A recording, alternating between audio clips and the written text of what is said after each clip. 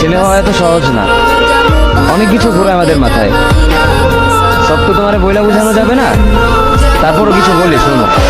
আমরা ছেলেরা বউর সামনে মার সাথে ভালো করে কথা বললে মারা চলে থাকা সন্তান, আবার মার সামনে বউর সাথে ভালো করে কথা বললে বউর গোলাম।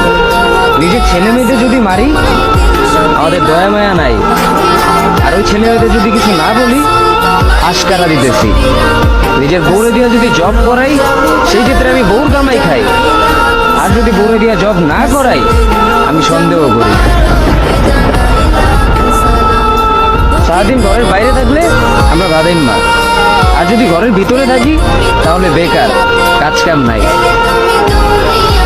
আর এই তোমাদের মেয়েদের গায়ে যদি আমরা ভুলেও টাচ করি না আমরা নির্যাতক, আর যদি তোমরা মেয়েরা আমাদের গায়ে হাত তোলো আমরা কাপুরুষ। আর একটা ছেলে কি ব্যাপারে পুরো লাইফে নিজের জন্য